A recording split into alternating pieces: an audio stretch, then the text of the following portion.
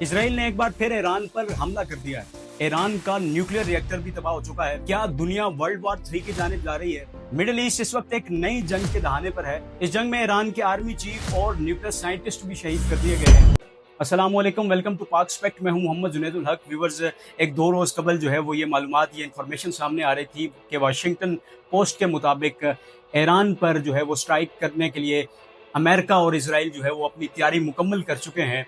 क्योंकि ईरान और अमेरिका के दरमियान जो न्यूक्लियर डील हो रही थी, जो डायलॉग्स हो रहे थे, वो मुकम्मल तौर पे नाकाम हो चुके थे। और इस न्यूक्लियर डील के हवाले से मैं ये बताता चलूँ कि ईरान ने जो है वो कुछ शराइत रखी थी इस न्यूक्लियर डील को लेकर, जिसको अमेरिका ने जो है वो तस्लीम नहीं किया था। मिडल ईस्ट इस सारी सूरत हाल के बाद एक जंग की तरफ बढ़ रहा था और गुज़िश्ता रात इसराइल की तरफ से जो है वो एक टारगेटेड ऑपरेशन किया गया ईरान पर। और इसमें ईरान के जो है वो आर्मी चीफ मोहम्मद बाकरी जो हैं वो भी शहीद हो गए, और इसके अलावा न्यूक्लियर साइंटिस्ट जो हैं वो भी शहीद हुए, और ईरान का न्यूक्लियर रिएक्टर भी तबाह कर दिया गया। उसके बाद आज सुबह ये खबर आती है कि ईरान की तरफ से जवाबी कार्रवाई की गई है और रिटेलिएट किया गया है, जिसके नतीजे में जो है वो ईरान ने 100 ड्रोन से जो है वो इसराइल पर हमला किया है। और उसके बाद मिडल ईस्ट मुकम्मल तौर पर एक जंगी कैफियत का शिकार है, जहां पे अमेरिका, सऊदीया, उर्दन और कतर और इसके अलावा दीगर बरतानिया भी जिसमें शामिल है, उन तमाम ममालिक के फाइटर जेट्स इस वक्त जो है वो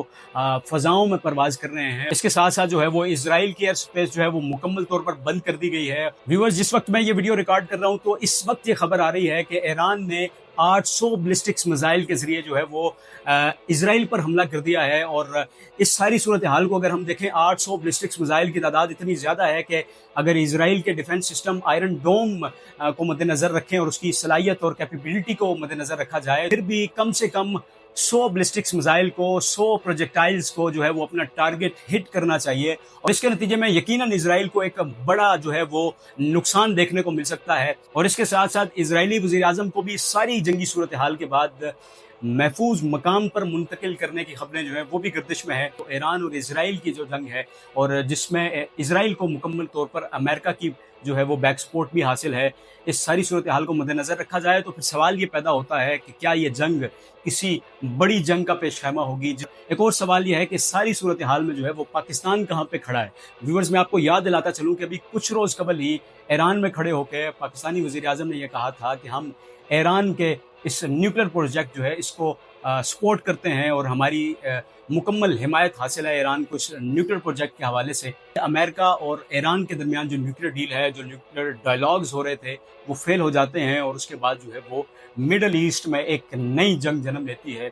व्यूअर्स, अब सवाल ये है कि क्या ये जंग रोक दी जाएगी या ये जंग इसी तरह आगे बढ़ेगी। अगर ये जंग इसी तरह आगे बढ़ती है तो यकीनन बहुत सारा माली, जानी और दीगर नुकसान जो है वो दोनों तरफ से जो है वो ईरान की तरफ से भी और इसराइल की तरफ से भी उठाया जाएगा। और इस सारी सूरत हाल पर जो है वो पूरे मिडल ईस्ट जो है उसको ये जंग कहीं अपनी लपेट में ना ले ले। इसी तरह की मजीद वीडियोज़ और अपडेट्स के लिए हमारे साथ जुड़े रहिए। खुदा हाफिज़।